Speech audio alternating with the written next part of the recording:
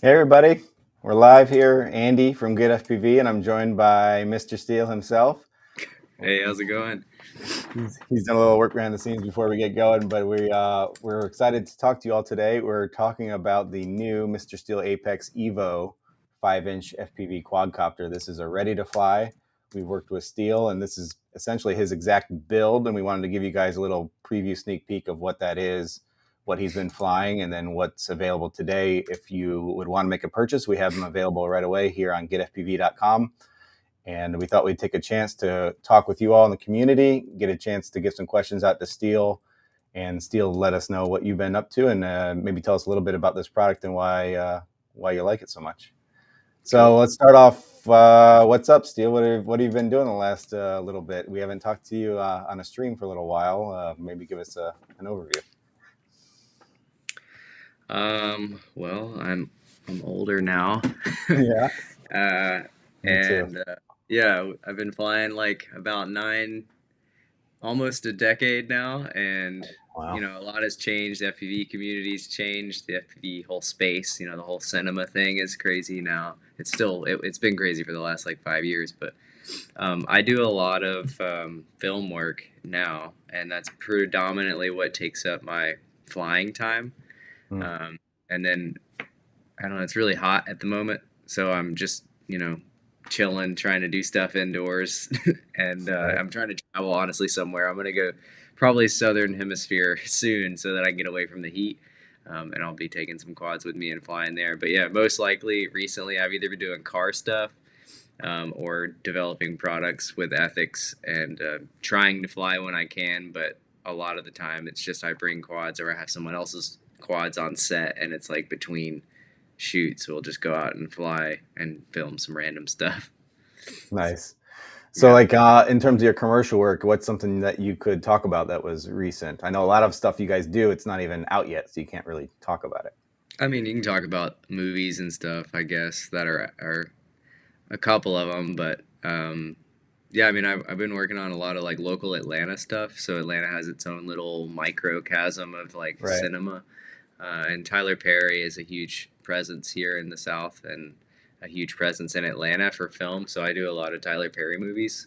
And he's a big Um, RC fan too. He has like a he bunch of is, jets, yeah, right? yeah. He has like an entire warehouse apparently, or maybe not a warehouse, but he has an entire room, and it's not a small room designated to Yeah. RC specifically. He's got like giant full size, seven, not full size, but I want to say like eight Quarter scale, scale. Yeah, they're eight, big. They're big. eight quarter scale, like 747s or something like that. So It's crazy. he's And he got has a whole a like bunch of stuff. runway, He has dedicated like runway.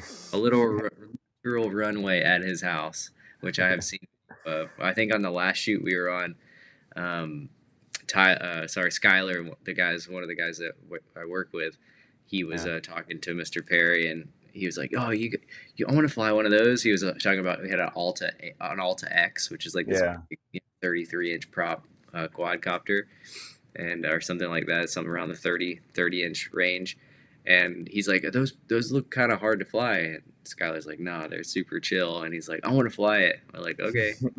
He's like, you should come down to my place sometime, and I'll show you all my RC stuff. So I'm kind of looking forward to seeing that at some point. Like, I was indirectly invited because Skylar's like, Okay. I'm not without you, but I'm gonna get on there and hopefully. That would be cool. Yeah, I look forward to seeing that. That'd be cool Yeah. to get him into some more FPV stuff. So when you're on like set for a movie with Tyler Perry, what would you be doing or shooting? You're using more of a larger cinema drone or a smaller one? So yeah, I mean, his particular style that we've been shooting recently, it's been more like Alta X and Inspire stuff. So, if we're running an Alta, it's whatever camera platform they want. It could be an Alexa, Right.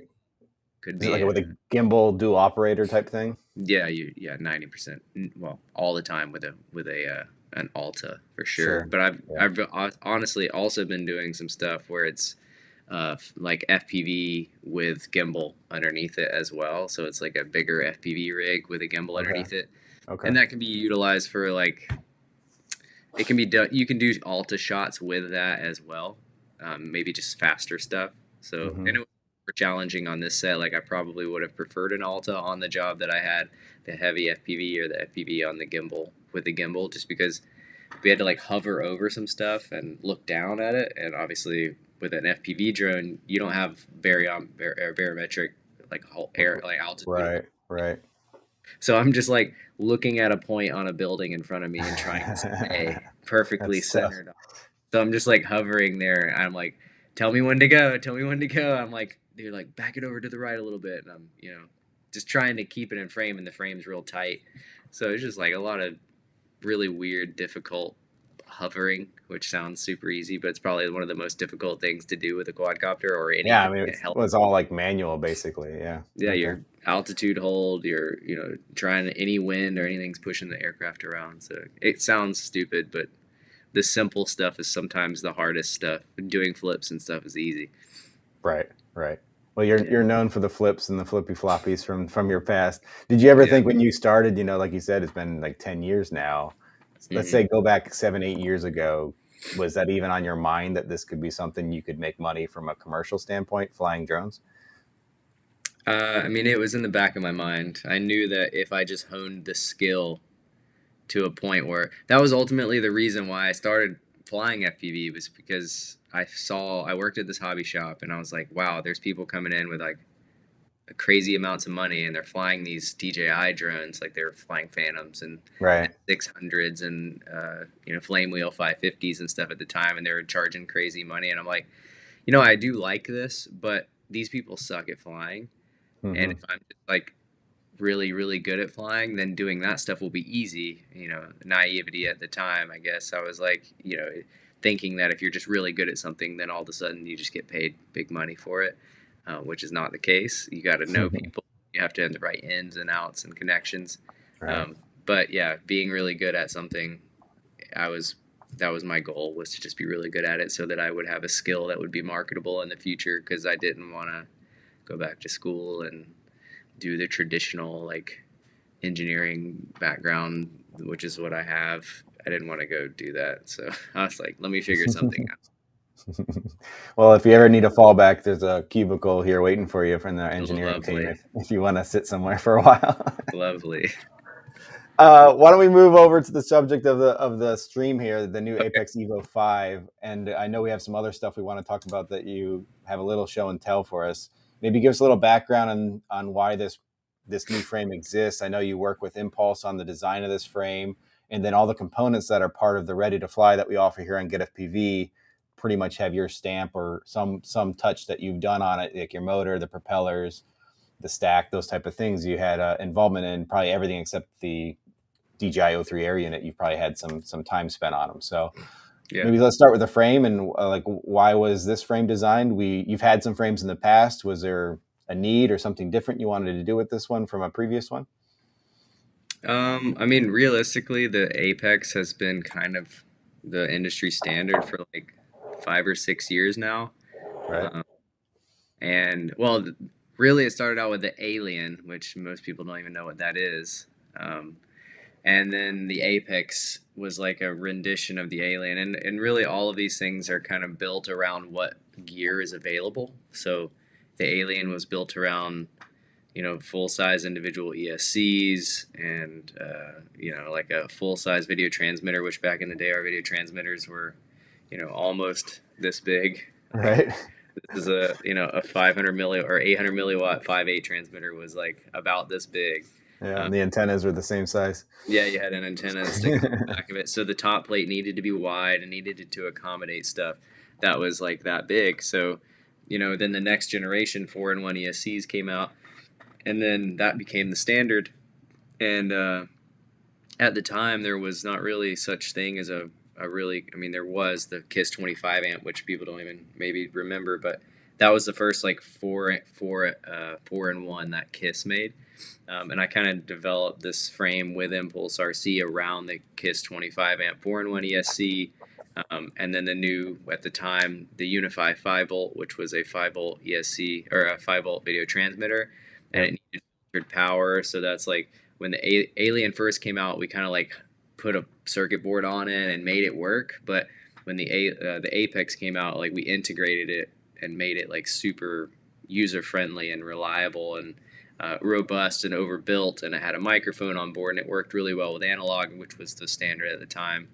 And then, yeah, now, since digital has pretty much taken over the entire FPV space, you really need to make a frame that fits the digital stuff. So you need a camera mount that fits the whatever, prominent DJI camera is available at the moment, and maybe there's an air unit and a Vista. That was kind of the HD Apex that came out, which was a little bit wider rear plate, but it was obviously designed to mount a Vista and an air unit, which were 20 by 20, and then slightly larger for the air unit, which is kind of sandwiched between the rear plate, the rear stand.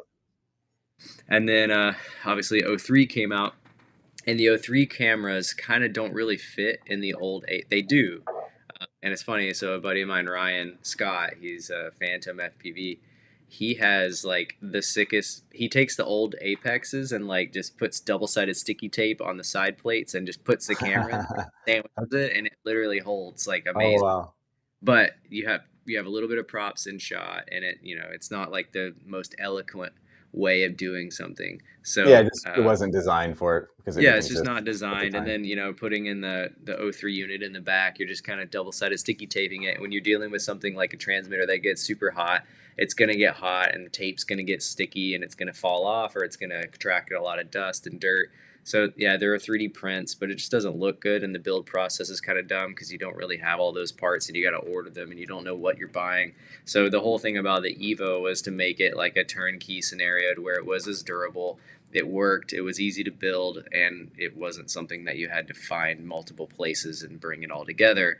You just could buy it from one place, which has ultimately been what ImpulseRC has been about since the beginning, is like, this frame comes with everything you need. You just buy these subsequent components like the ESC, the flight controller, the props, the motors, and what camera and video transmitter you want, and then you just pop it in. There's no like, oh, I gotta have this 3D printed thing for the bottom of the skids. I gotta protect my motors.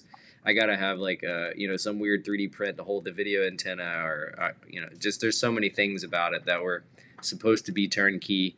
And it's just really for my ease of use. Again, everything that I've ever had a hand in is to make my life easier, and it other people's lives easier, because I hate when I get something and I'm like, holy crap, I gotta go freaking turn my 3D printer on and find some file online and try to send it to somebody to fix it, because I don't have 4 hours to sit around and try to fix it and print it and try it and fix it and print it. That's just not a hobby that I've gotten into, is the whole 3D printing. So I just either hire somebody or ask a friend to help me out. But Evo overall, the differences of the Evo, it's still the same arms that you have on the older Apex, so same exact arms. They're completely interchangeable with the old stuff. And this rear plate on the back here, which is the real differences. I guess all of the plates are slightly different. The rear plate, as far as like physically, other than the mounting holes being different, is the same. But it does have these weird, whatever it's 25 by 25 mounting holes. Yeah. They are spaced, and they have little shims that completely isolate that rear video control unit, so you're not like sitting it on carbon. That way, if you have a short somewhere, it doesn't like ground out against the shielding of this video transmitter.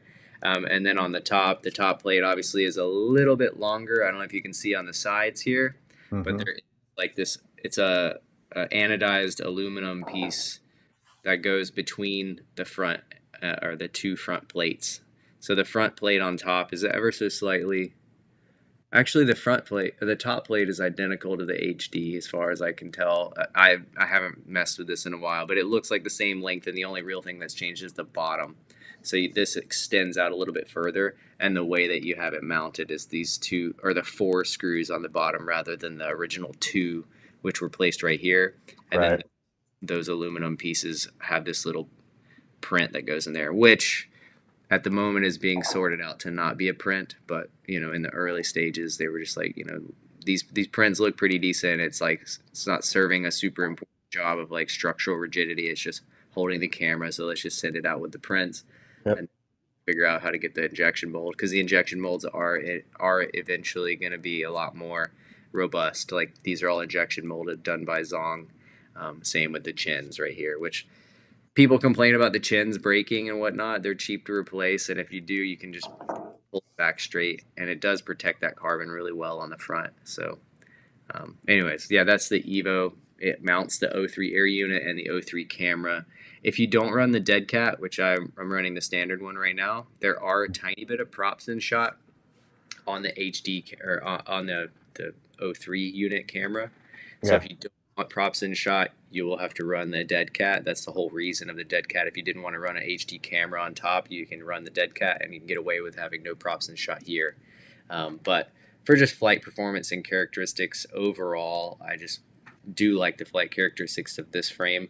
Yes, they're very similar, but if you're talking about like just what I'm used to this layout. So I just kind of prefer this layout for what I'm doing currently in my scenario. I do have dead cat frames for certain live streaming applications, but for the most part, if I'm flying with a GoPro on top, I don't mind because I'm running high enough angle to where it's not going to get any props in shot. Or I'm running the 8x7 framing on the GoPro, which is the super tall, meant for vertical video. Vertical video, you can pretty much, you're cutting the props out because you're just running vertical video. You're not really worried about how wide the front shot is. You're not worried that a prop is taking up a third of the corner over here because you're going to cut it out because it's vertical anyways. Right. And this frame also features your new V5 motor, which came out not too long ago. So anything new about those motors? Yeah, so this is the like complete setup. This is like V5 with the Evo. That one had V4s on it because that was that was the very first prototype. Whatever that the Evo, that was an Evo prototype. So, but yeah, this is like the setup that I'm currently running like on set and just in general as far as when I'm using digital, which most people are like, "Are you running digital? You finally switched." I use digital, so there's a contradiction between that. Like if I'm flying and I'm getting paid to do it, I'm usually using analog or digital. If I'm flying because I enjoy it, I'm flying analog. It's just, I like the audio, and that's just what I'm used to. I was talking about this with a friend the other day. So like when I first started flying FPV, I literally went into it thinking that I was going to be able to do what we can do with digital now, which is like sit in one place, have a perfect HD video, and then fly wherever the hell I want to fly. Right. And then I realized quickly that analog you weren't able to do that. You really had a really small window to fly in, and the video wasn't that great. So what that led to was an evolution of just what can you do in a really tiny space really close to you, and that's do as many tricks and flips as possible. So that's kind of why the flying style that I have evolved, is because it was the only thing you could do that was fun, that involved being close. And the latency was obviously an advantage of having very low latency, but the video quality was terrible and the range was terrible. And then eventually it got better and better and better. And now with digital, obviously it's six dozen the other. I think you could fly just as quickly with digital if you wanted to fly freestyle. But if you are going to do that, I would recommend going with like something like a tracer or a 2.4 control link, so that you have a little bit less latency, so that it doesn't compound with a long range latency and a digital video latency as well. Yeah. For what I'm doing, I would rather have the security of Crossfire, something like a 900 megahertz frequency for my control link. And I don't care, as long as my radio control outlasts my video control, that's really what I'm going for. My 2.4 cuts out, but I still have perfect video. That's not that great. And I know there's some people that are going to say, you can run this and you can run that and you can outperform your DJI with these 2.4 links. Well, just in my experience, Crossfire works great for me, and the latency isn't that big of a deal.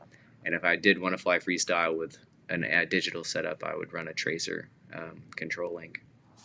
So we have live comments going on. I don't know if you got a chance to see them yet, Steele. There's a lot of people chiming in. I saw one question from Suko FPV is asking about the firmware, because I know that stack's a little different than what was there in the past. So he's asking, is it running KISS or Alpha? Yeah, so this particular aircraft is running KISS, and the only reason is because the rate is slightly different, and the flight characteristics of the rates were ever so slightly different, and I'm just so used to KISS rates because I've been flying them forever that I ended up swapping back to KISS just on this aircraft. The other one, this one's on Alpha, the V4, so...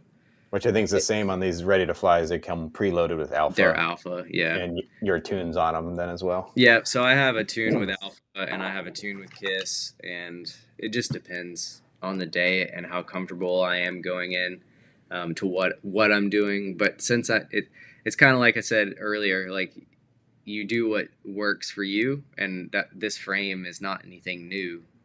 the motors and the ESCs and all that stuff is not really that new. It's just kind of what I've been used to in my formula for the years and years and years that I've been flying. And I cannot fly for 3 weeks and then pick the aircraft up and it does exactly what I want it to do. Versus if I keep trying to update and change and update and change and update and change, then that's not going to be great for my Right. longevity as far as being able to pick it up and know what it's going to do. And I get that in some cases, like for instance, the new FETtec ESCs and flight controllers only run alpha. Like the new G4 can only run alpha, right? Actually, you can run KISS on it, but I want to say it comes flashed with alpha now, so it's like Yeah, I think pretty flash. it's a new gyro. So I'm working on the new gyro thing. A lot of my aircraft still have old gyros in them. This one that's running alpha has the new gyro in it, and yeah, it flies a little different, but it's not anything that I think a normal person is going to really tell the difference. If I gave you this aircraft and you flew it for a week and then I put you on the other aircraft, you might be able to tell a difference, but like out of the box, I don't really see that big of a difference in a sense of where, yes, I'm not going to grab this one because it's something I'm not used to, but in a pinch, like, can I make this do everything this can do? Yes, it's just a preference thing. I'm flying KISS on this one for now until the alpha stuff catches up, which it took KISS almost 3 years to be anywhere remotely like reliable. So this is alpha. It's in the same teething phase, and I'm just waiting for the teething phase to get past a certain point, and then I'll end up being running only that. I'm going to show, we have it on the site right now, the ready to fly version. So we already had a batch complete. These are built here, right here in Sarasota, next room to me with our professional builders. They worked directly with Steele to kind of come up with this build, kind of pass your checklist and making sure it's the way you want it, and gives people a chance to buy essentially what you're flying preloaded with your tune on it.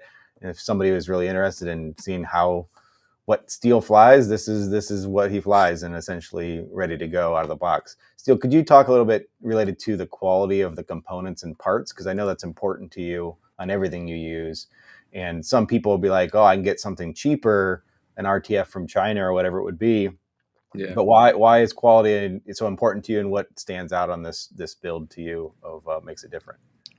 Yeah, so I mean, for example, when I was building these, not necessarily the EVO and the most modern version of this aircraft, but when I was originally designing all of this stuff and going into the companies that I really enjoyed working with, and I just started flying pilot stuff that I liked, and then eventually got to a point where I could ask them to, hey, like, I really like this.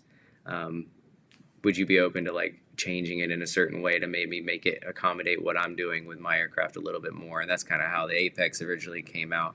And the idea behind that stuff is to literally just find the companies that really specialize in one thing, and then focus on making them focus on that one thing and making that's the thing that they do really well. Yeah. And I'm going to take that thing that they do really well and take it with someone else that does something really well. And this is, for example, like FETtec. KISS was Felix, was KISS, and then now he's FETtec. So I'm following Felix. Felix is like the mastermind behind the best flying aircraft in the world, as far as I'm concerned. I'm sure there are other really great aircraft out there, but as far as the person that's done the most for the hobby, as far as like overall flight performance characteristics and keeping things simple, Felix has been the guy since day one for me.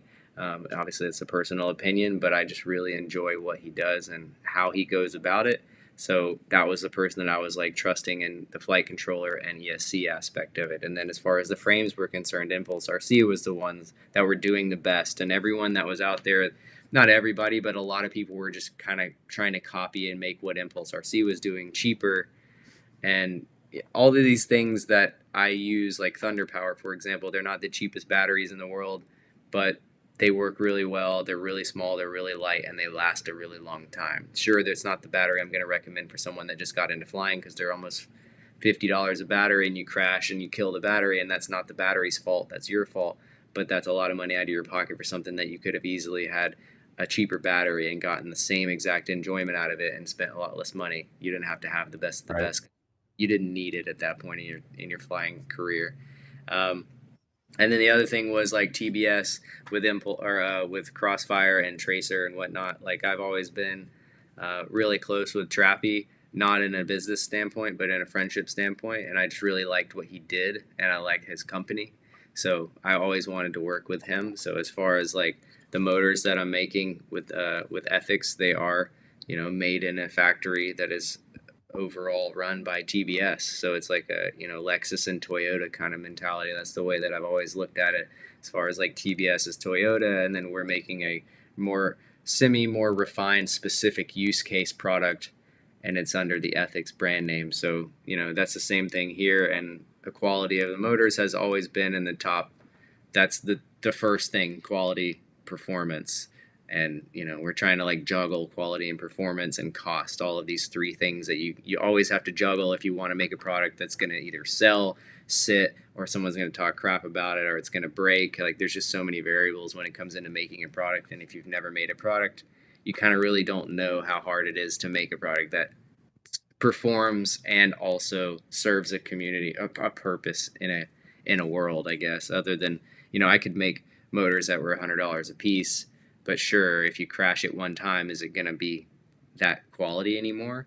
Versus you make something that, you know, has a little bit looser tolerances that can actually take a crash and keep going. And some people look at that as like low quality, and it's not necessarily low quality. It's just like, what are you using it for? If you're using it to like do dental surgery, then sure, you need it to be as precise as possible.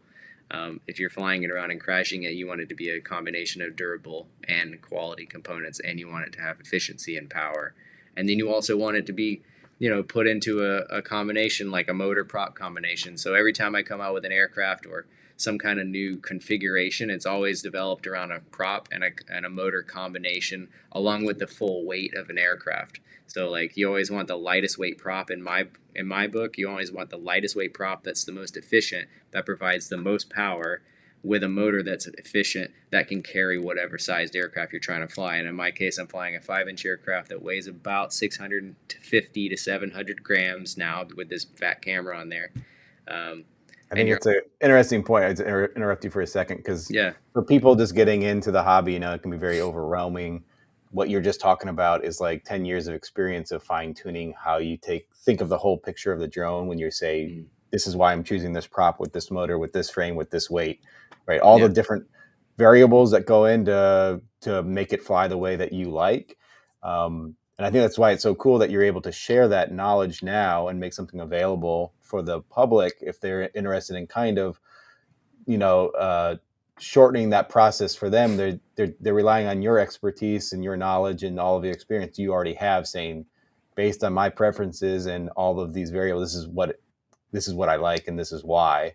And somebody can now have that same thing that you're talking about without having to go through 5 years of testing and figuring out what works well together. So I appreciate that and all the time you've put into it for the whole community and the industry as a whole. I know in terms of product design too, like you said, like people don't understand sometimes even simple products will take a year or two to get to market from like ideation. Cause and then a month later, there's a cheap knockoff version that's better that everybody wants to buy because it's the same thing, but it's $50 cheaper or whatever. So it's a hard world trying to make products that, you know, work and can't be like ripped off immediately. So there's kind of like a trust in the community and a trust in people to not just realize that, hey, like this aircraft, like on paper, you can buy an aircraft exactly like this for $500, but is it going to fly exactly like this? It might for the first couple batteries until you crash it. And then once it crashes, are the arms going to delaminate like in a matter of weeks, or are the motors going to bend and you're going to not know there's like this problem that you're chasing your tail on because the motor is bent. You don't realize it's bent. And maybe, I don't know, like the prop combination might be, they might just throw a random prop or a prop that they don't necessarily, it's not new or set up for that aircraft. It's just a prop that's available or that they got for cheap, and they're just kind of throwing it in this package that makes sense from a financial standpoint, but it doesn't really make sense from a performance standpoint. Sure, it matters and it doesn't matter. There's like two sides of the coin. Somebody's going to say, oh, well, yeah, but it's 500. I saved $300. I could buy $300 worth of props. And it's like, sure, you can. That's all up to you. how you want to spend your money. I'm not telling you how to spend your money. I'm just offering, we as a, collaboration are offering this as a turnkey package, exactly how I build it, which, in the past, I've built these aircraft and sold them myself, like personal built by me for over Right. five more than you're asking. And I Right. had no issue selling them at all. And it's just because I physically was building them. And in this case, you got people that are doing this every day, not just me with the 10 years of like, a couple times a month I build an aircraft. Sure, I have a particular way of doing it, but, it's just you're getting essentially exactly what I have and a tune set up in a box ready to go. So I don't know. I think it's interesting. It's an interesting world. Yeah, for sure. Well, why don't we talk a little bit too about some of the accessories? So if you go to the product page on GetFPV right now, you'll see this drone. It's on the home page, and if you just search Steele Apex EVO 5-inch, you'll find it. On that page, we have some links to other accessories that we suggest, kind of based on what Steele's been using and works well for him. Some of those are, we have the universal toolkit that kind of goes, if you're getting started, it has a lot of the tools you'd need to do that. It's a really nice high quality kit that's available if you guys would need it. This is the Ethix brand. The other one that came out not that long ago that you worked on for a long time, I know, Steele, is the new Chesty, which is Yeah. essentially kind of a hybrid backpack slash toolkit slash lots of things. Maybe you want to talk about that for a minute and tell people why that's maybe more than Yeah. what meets the eye at first glance. Yeah, I just remember it launching and people going, "What is that? Like, why would I want to wear that? I look like a terrorist." Um, so yeah, this is the Chesty, um, and I'll go into detail like what it is and why you would use it, and it'll probably make a little more sense and shine some light on what the heck this product is. So let me put it on for you real quick, and I'll explain why you would want this at all. So, in the past, I have done a lot of set work. Obviously, I'm still doing a lot of set work, which means I'm working on movies and I'm, running around and doing different things where I need a lot of gear on me, but I don't want to carry a backpack because carrying a backpack is kind of a pain in the butt, and you end up doing this like struggle where you don't want to completely yard sale your backpack on the ground, and you Mm-hmm. also don't want to just leave it somewhere so that whoever's around you can just pick up the stuff that's on the ground. I guess. Yeah. Let me turn this thing down a tad so you can see what's going on. So as the Chesty sits, it's kind of a little loose at the moment because I'm sitting down, but ideally it sits like kind of right under your sternum, in my case, and then you have all these little things, and I'll talk about what's going on here. So, use case as far as what this thing has on it, and then I'll explain why it's there.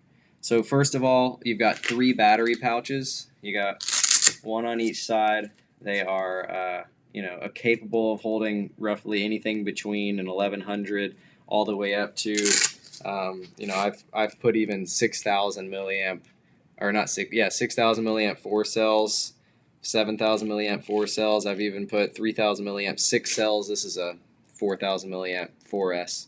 So it goes in there perfectly fine. And then generally what I'm looking for, not when I'm on set, but like when I'm out in the environment, is just being able to carry extra batteries, like a couple extra 1300s. So I've got one there, or 1100s, and I've got one up here. And this one is this is Velcroed on, so you could put this wherever. I just happen to keep it up here That's cool. on my quarter. You could put it right here, anywhere there's Velcro on this thing, which these are all Velcro, and they do have little hooks which you can hook stuff to, which is great for walkie-talkies. And the way that the back strap is designed is very high up on your back, so that when you put a walkie-talkie up here, it doesn't fall over your shoulder, which has been a huge problem for me in the past with walkie-talkies. All right. Also, you have these clips right here, which this thing can be detached and taken off if you wanted to attach it to something else, which I'll show you how you do that in a moment, but those are detachable. And then the other cool part about having batteries on you is if you wanted to run to a little secret location, like say for example, if I'm somewhere near where I want to fly, but maybe I want to climb a ladder and go somewhere where I can't actually take my backpack, and I don't want to carry my goggles and my radio and a drone and have batteries in my pocket with my pants falling down, which has been a lot of times when I go places. I'm like, I want a couple batteries, a couple spare sets of props, and maybe like a GoPro battery, and I want to just run up this thing and I want to be done with it. And I don't want my lanyard with my radio on it dangling and flopping around and hitting everything. So when I explain some of this other stuff, it'll make even more sense why that is a case. So you have this big back pocket right here. So there's a big pocket in the back of the Chesty that holds up to 7-inch propellers. I usually have a set of, a couple sets of 5-inch props in there. Our prop bag, actually, this guy right here, which, in my case, I was always tired of carrying around bags of props and having to take clockwise out and put in counterclockwise. Then you end up with a bunch of things that have a bunch of clockwise and a bunch of counters. Right. You don't know what's what. So I just dump them all out on a table and put all my clockwise props in one of these, all of my counterclockwise props in another, and then when I crash, I have a little frowny face bag right here so you can put your broken props in. This thing fits in the back of here really nicely. So if you just wanted to grab this out of your bag and then slap it in here, nice. It fits and zips in. So if you didn't want to do that, you could just grab a couple sets of propellers and throw them in there. Which is kind of how I had it set up a second ago. So I just had some props in there. This is lined with like a really gnarly, you see that shininess, so it's like a ripstop style nylon, but it's also coated. I originally wanted it to be coated in some kind of wax, but it's like this weird coating that you find on the bottom of a like a travel bag or something. So it's really hard to break, and it doesn't scratch very easily. There are holes in the bottom of it, so you can get, if you get, for whatever reason, dust or water or sand gets in there, it falls out the bottom, so it doesn't accumulate inside the bag. But this back pocket's really big. You can put, up to a tool bag and a bunch of sets of props in there. And like I said, it'll hold up to 7-inch props. I'm pretty sure you could put an 8-inch in there, like maybe 1 or 2 sets. But I know for a fact that 7-inch will fit. That was kind of like, I don't run anything really 7-inch. And if you're running like 14-inch or 12-inch props, like, I'm sorry, you're gonna have to carry those, and you're probably not running around on set. Or you can just have them hang out the top. Like that's another thing. Since it's in the back and it's close to you, you can have them hang out the top. Next thing would be the front pouch. So right in front of that, and this is dual zippered as well. And these are nice pull tabs on these zippers. They're really easy to use. And on this front pouch, you got, again, dual zippers. And this pouch doesn't open all the way, so that when you open it, it doesn't fall and all your crap fall out, which was a problem in some of the other designs that we came up with in the beginning. So this thing opens up and holds at this angle, like a 45 degree. You can put ND filters and whatnot in there. So we have these little elastic straps that, I don't know, I just put whatever, these little camera butter ND filters. I got some of those in there for GoPros. And then on the back side over here, I have, like a battery checker or something like that. And this also comes out, so if you don't want that and you want to strap something else in there, you can completely remove this. Oh, wow. Put that somewhere else. So if you wanted that up here for an hour or something, you can just grab that and have it out on you. It doesn't have to be inside the bag. But if you want to have it inside the bag, slap it inside the bag, Velcro it in. It's got elastic straps on these sides as well. And again, that all zips back up and doesn't open all the way, so it doesn't fall out. You got 3 pockets on the front here. You got 2 on the sides. These actually touch in the middle, so you can put your hand in here. Honestly, this is how I ended up using this pocket. Like a hand warmer? When I'm standing around, I'm just doing this. The other thing, like really what this was designed for in the beginning was GoPro batteries. So the idea was to put charged GoPro batteries on one side and discharged GoPro batteries on the other side. But since we made it connected in the middle, it's a little less, useful for that case because they can get mixed up. But for the most part, if you put like 4 GoPro batteries here and you have a couple over here, they're not really gonna like do this. So I didn't really find that that was a huge problem. You know, if you go through like 6 GoPro batteries in a session, sure, you're probably going to have an issue. But if you just got a couple over here and a couple over here, it's not that big of a deal. Yeah. And then the other thing is this pocket, which people are like, what the heck is this pocket? This top pocket is specifically designed to work with this thing. So I know you guys don't have this thing yet, but this is a magnetic GoPro mount, okay? So, and I'll show you why this is such a big deal. And this, oh god, that GoPro just tried to jump at me. Why this is a big deal. So there's a Velcro slot in there. So you take your little magnetic guy and you slip it in the front, and then you Velcro behind him. So basically, there's like that ring, and there's a Velcro patch in the middle that squeezes it so it can't come out. Okay. And you zip that closed, and once that's closed, there's very little distance between these magnets. So this thing sticks on the front here, and it's pretty robust. Like, it doesn't come off very easily. You got to pull pretty hard. Obviously, I had a patch on there, which we're going to make patches for the front of this, which is going to be pretty cool. So you can get like cool patches. This is all Velcro on the front. But having this right here, obviously you can do stick cam and do whatever, and then if you want, you can just grab it and start vlogging with it immediately. You don't have to like unscrew anything and just put it back on there, and you start stick camming again. You can pop it up, and it's also out of the way, because there was this big thing with if you have a lanyard on that's holding your radio, you can't have it go over the top of the bag, because then you can't get to any of the pockets, and then you don't want to take your radio and put it on the side here, because then you can't get to any, like then the radio is just kind of dangling, and if you're walking around it's flopping. So the other thing is the GoPro has to be able to not be in the way of it getting into any of these pockets.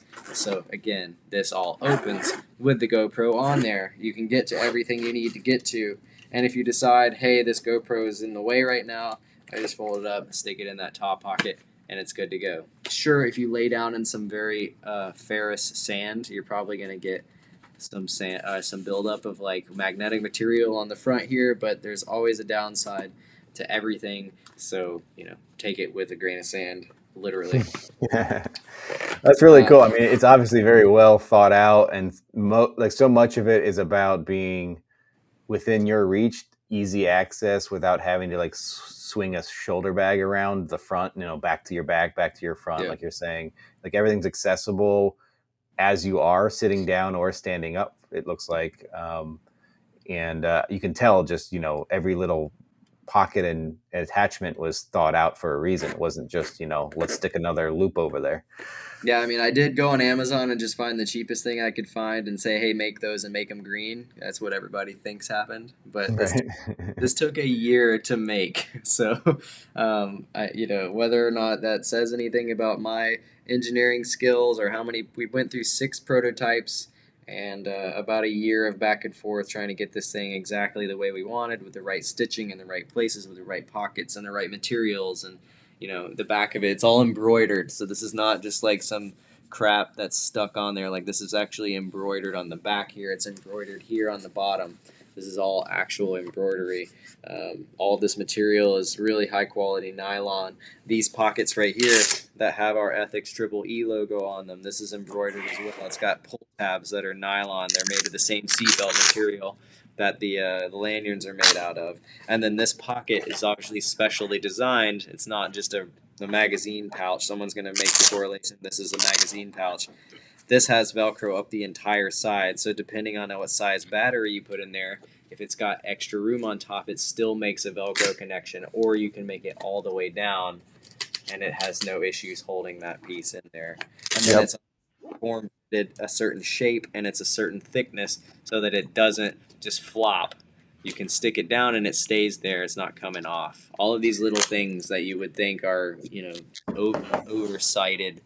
What's not clear too, it's an elastic on the side, so it can stretch and fit. And this is elastic, so you can put whatever size battery you want in there. Like, realistically, like I've said, I have put 6,000 milliamp 5S, 4S, and definitely a 4 milliamp 6S fit in this thing. So, and then there's a couple other features.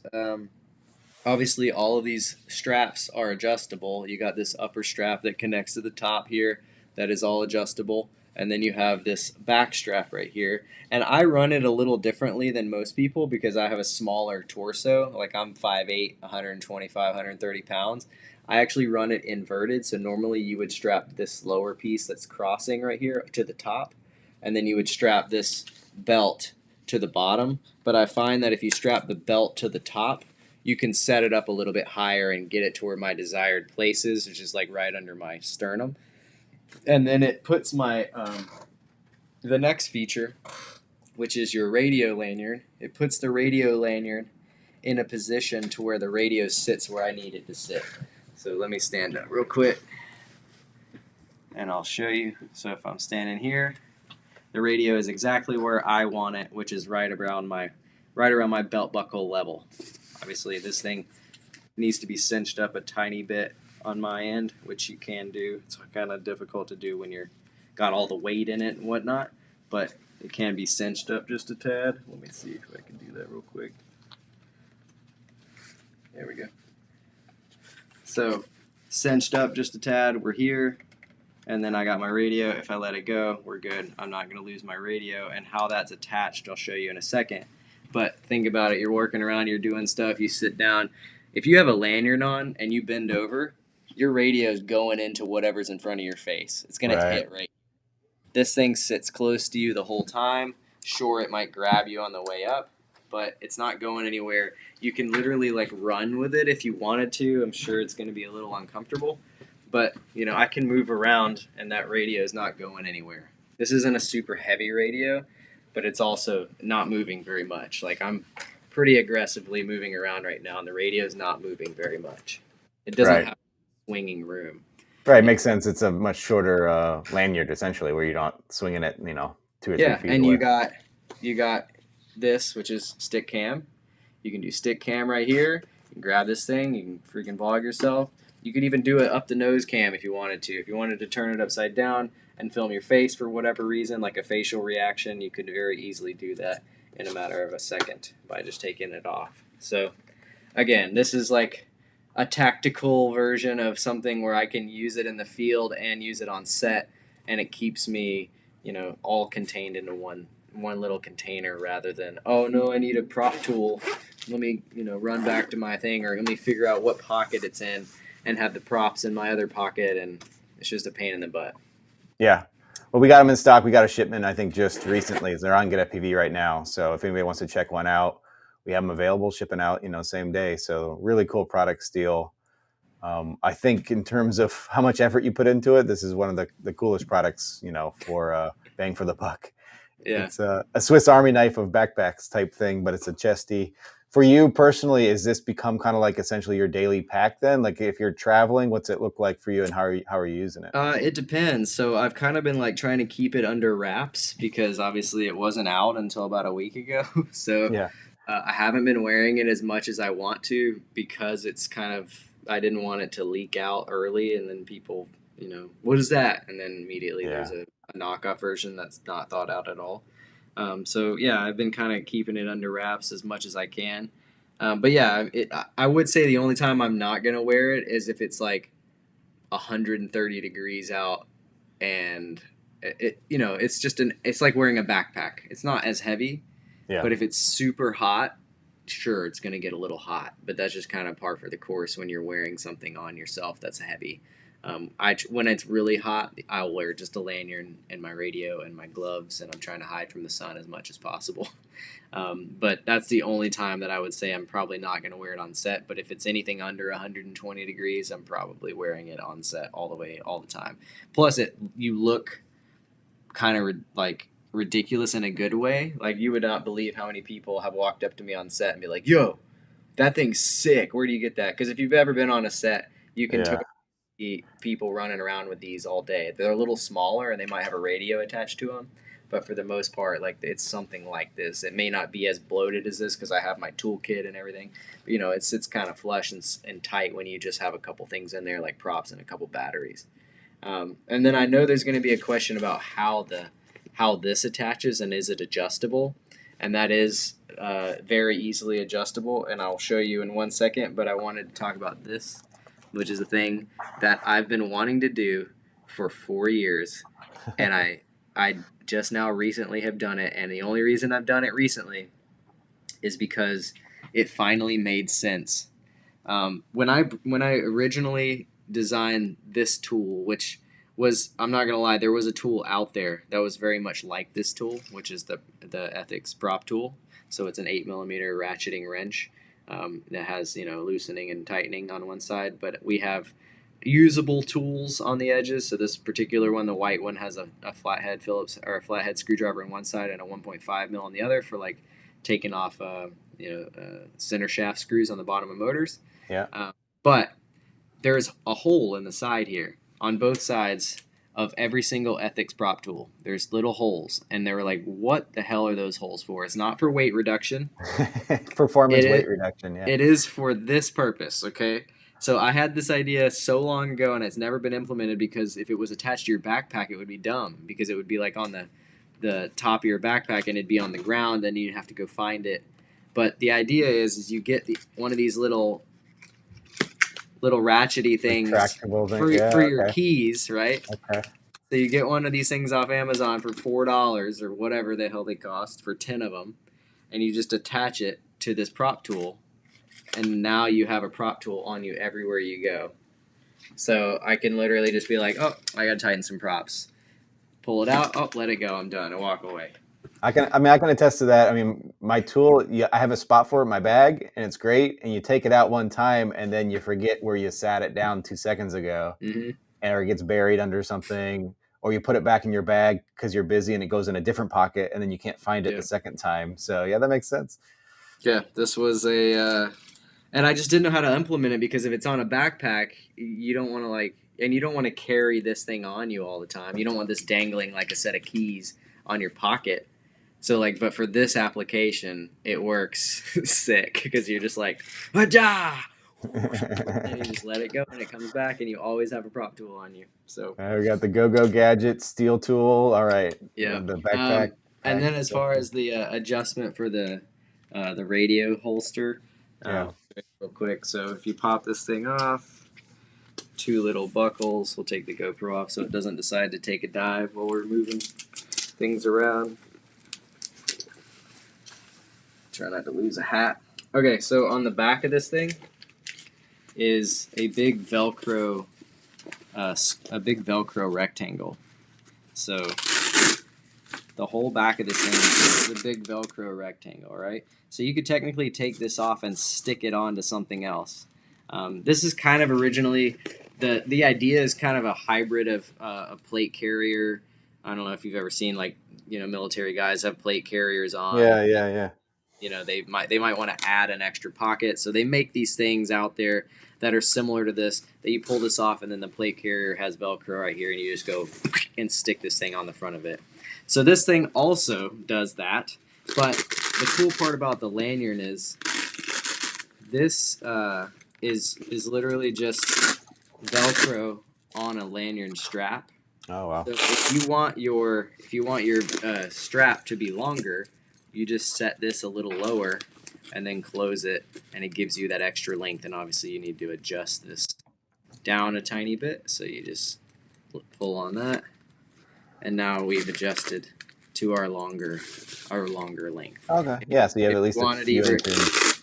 Yeah. So if you want it even longer, you can adjust the other side down, and you can potentially have them both at the very bottom. And I've had them kind of halfway, even hanging out like this. And there's so much Velcro surface contact that it's not going to pull out.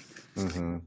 You can have a pretty long strap. So if you got a really, really long torso, this is probably about as long as you're going to get. But, if I'm 6'5", and I have a super long torso and this thing's sitting under my thing, you got now what went from about 2.5 inches to about 5.5. Cool, so all you 7-foot FPVers, you're covered too. Steel thought of you. And then you can shorten it, obviously. That's, there's another version of that. So anyways, that's the Ethix Chesty, and that's really cool. And guys, 2 months from now, Steele will have 7 other features that were hidden that he'll let you know about. I know. Built into it. Easter eggs, yeah. There's always Easter eggs. I think the only thing I didn't talk about is the V5 motor, but it's just a slightly bigger stator. It's a 2307 instead of 2306, and the whole idea behind that was you got to go bigger every year, right? You got to have more power. Yeah. And I was 2306 for forever, and since the cameras are getting heavier, the Hero 7, Hero 8, they were all kind of small. Hero 9 came out, it got kind of fat. 10, 11. I'm sure the 12 is going to be even fatter, so you need a little bit more power. With the 13 or the 1100 Thunder Powers that I'm running, it's super efficient. With these, the Mango Lassi props, so these are 5.1 by 3.3. They're very low pitch, kind of a middle ground between like a PB&J prop, which is a very low pitch 5.1, and then there's the 3.5, which is like our Radberry prop. This is kind of a middle ground, so it's more of a peanut butter and jelly, like low profile, a little bit more throttle, a little bit more cush in the throttle. Not as much punch, but there's obviously a give and take. You don't want all the punch because then you have no throttle control, and then you don't want completely flat prop because then you have a lot of throttle control, but you got no power to pull out of it. So this is kind of a good sweet spot for this motor setup, which is a 2307 on this aircraft, which weighs around 700 grams or so with a GoPro 11 on it. Yeah, I think that's a good point. I mean, the response of the throttle, it's kind of hard to explain unless you've felt it maybe, but like that power curve can be much different on each prop. So where you're like, you punch that from 40 to 60% and it's like it takes off to the moon, right? And then all of a sudden between 60 and 100%, there's not much difference. But all of a sudden, like, you have a very fine gate there of like control versus this one. It sounds like it's a little bit wider, more linear to where you have a little bit more smoother control on a wider band. Is that correct, the way saying it? Yeah, and then so it's you got one or two things. You can either have a higher pitched prop, which is the cheap version, the cheap way to get more thrust, right? But then you lose a lot of low end throttle response. Or you can have a low pitch prop, which gives you a lot of low end throttle response, like I just said, but you lose a lot of pitch. The only advantage to going to a bigger motor is you kind of get the best of both worlds. Sure, you gain a little bit more weight, but with that more torque of the slightly taller stator, you can now run a slightly lower pitch prop, but because it's torqueier, it's going to spin up faster and give you that quick punch when you need it. So sure, you can run a higher pitch prop on a higher power motor and it's going to be crazy fast, but if you run a higher power motor with a lower pitch prop, you kind of get a little bit of both. You kind of get a little bit of extra punch at the top, but you also have the resolution down low because the prop has so much little pitch compared to some of the other props out there. So it's a combination of the two. And I found for the V4 motors, my personal favorite is the PB&Js for freestyle, but I'm also running like a 600 gram quad. When you start 650, 700 grams, it really starts to suffer, and that's when people are like, these props suck. And it's like, yeah, because you're not flying them on the right.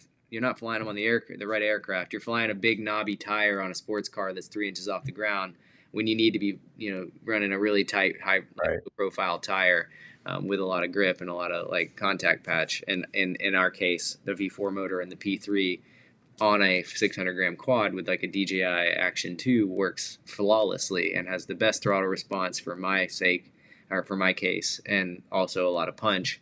But when you run a fatter camera, you need a little bit more power, which is a bigger motor, and then you need a little bit more pitch, but not too much. Because if you start getting up into that bigger pitch mark, for my sake, like if you run the Radberries, which is a little bit bigger, these are the 3.5 inch pitch props on a 5.1, then you start getting a little, it's not too much, but if you're running at the same elevation, has something to do with it too. Like I live at 3,000 feet above sea level, or sorry, 1,000 feet above sea level. If I lived at 3,000 feet or 4,000 feet above sea level, I probably would want these props instead of the Mango Lassis. So people don't take these things into consideration at all. No. And I think when you mention it, they're like, oh shit, that's probably why that doesn't work, and that's why he flies that, and that's why I don't like it, because I live at a certain altitude, or I live in a place that's super humid, or the air's really dry here, or it's really hot and everything overheats, or it's really cold and I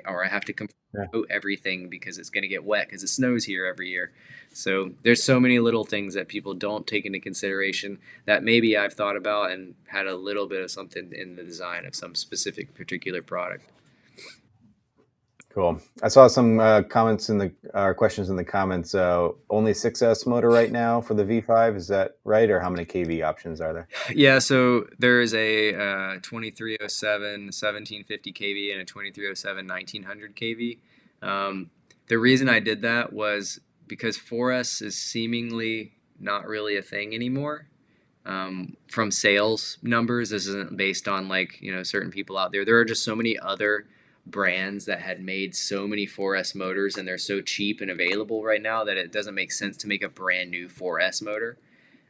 So that's the only reason we did that. Was I wanted to make a higher kV 4S motor because there are a lot of people that want to run higher kV motors, specifically if you're at a higher elevation.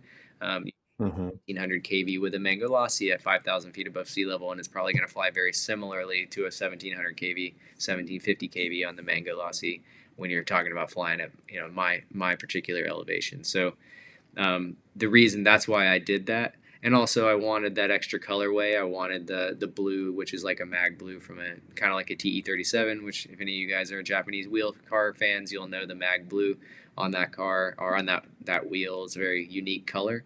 And then the pink was like, I just like the Porsche, like the pig's Porsche, the little pink Porsche that's like a race livery today. And then white's always been my thing. So we made the white and the pink and the 1750 kV motors, and then the blue was like the Hot Boy 1900 kV 6S stuff. If you wanted the 4S version, the only thing I can advise is we still have a lot of V4s, which are phenomenal motors. There is a 2350 kV motor. They're black. We got them. They're not discontinued, I don't think, at least not yet. So they'll still be available for people who want them. And all the stators on the V4 and V3 are completely interchangeable. So if you wanted to run a V3 stator on a V4 bell, or if you wanted to run a V stator and a V4 bell, or vice versa, you could do that. V3 bell on a V4 stator, you can do that. The V5 is again slightly taller, so it's a 2307. However, all of the bells are compatible. So the only thing that's different on the kV is the winding of the motor. So if you wanted the blue bells, you could technically buy pink or white bases and then put a blue bell on it. So it's slightly different than the V4. The V4, the magnets were ever so slightly different, and the V3, the magnets were slightly different on both of them. So it had a slightly different characteristic as far as how the magnets performed when you went from a 4S bell to a 6S bell. But on the V5, the 6S and the 4 and all the 6S bells, they're all 6S bells, but they're all the same. They're all the same. They're just different colors. So if you wanted to run the blue bell on a white base, you could totally do that. If you wanted to run a pink bell on a blue base, or you can do any of that. It's all the same. It's just the base itself is a slightly different kV. It has a little bit more or less winding for that higher kV motor. Nice. Yeah. Well, I really appreciate your time here today, still this afternoon, and everyone who's joined us in the live stream. It's been great kind of getting to understand this new RTF product. This is for those of you who just joined in, this is the new frame RTF kit from Mr. Steele, the Apex EVO 5 HD. This one is the X version, not the Dead Cat, and they're in stock right now at getfpv.com. We also went over the Chesty, which Steele put a ton of thought and effort into, and this is in stock, just out last week. Really cool backpack that you wear on your front and does about a million other things together with it. And of course, there's a lot of other accessories related to that. One topic before we go, Steele, what's your favorite car you're driving right now? Favorite car I'm driving? Yeah, you got too many, but what's do you kind of go through phases of which one you like best? I honestly don't even drive them at all. It's too hot. Yeah, too hot. I've been fixing a lot of them recently. I get in like project mode. So the current project was getting my BMW all sorted for like track abuse. So I had like just taking it from shop to shop to shop to shop to shop, and then working on it myself, and then taking it from shop to shop for different reasons. Like I had all the paint corrected and it PPF'd and then ceramic coated, and then I took it to this other shop and they replaced the diff and did some power steering work and just like little, normal maintenance stuff. And then I put new speakers and new head unit and rewired a bunch of stuff internally. I made the horn work and, set up the suspension for the track and whatnot. And then, I'm doing a lot more like on track driving. So in the summer, I just have too many dang hobbies. I just do so many things. And at the moment, getting really proficient at driving quickly is like, that's what I'm super interested in. So that's kind of just what I'm focusing on now that I have some disposable time and income. Being single and 33 and Yeah. living in a place where I can do this stuff and having options and being able to go to tracks, which we have 3 or 4 tracks that are relatively close to where I live. Nice. And then I also get Porsche as a driving instructor, so I get to drive Porsches regularly, and then I have my own that I get to drive. But I would say like my favorite vehicle to drive right now is probably the GT3 still, mainly because I just had the suspension set up and the brake fluid changed, and it feels even fresher than it did before. So, nice. Yeah. Hey, for somebody who maybe is watching the stream and doesn't know where they should go if they want to follow you, what's the best place to find you if they want to see more of what you're doing? Well, I've been a little neglecting on the YouTubes recently, but I do a lot on Instagram. I mean, my story on Instagram is probably the most up-to-date thing. But as far as that, I would say Instagram is probably Mr Steele FPV on Instagram is the most up-to-date thing, and then the next up-to-date thing is YouTube, and then I don't really post on anything else. So there's too many social media platforms. I was on TikTok and Snapchat and all these other things, and I'm just like, I don't have time for that. I just try to make products and work and make money to do what I want to do, which is hang out with my friends, family, and drive cars and fly drones. Cool, man. Yeah. Well, it sounds like you're doing a good job at it. Thanks again for joining us today. Thank you, everybody in the chat. We'll catch you next time, and be sure to check out the products on GetFPV that we were talking about today, the frame and the Chesty and all that. See ya.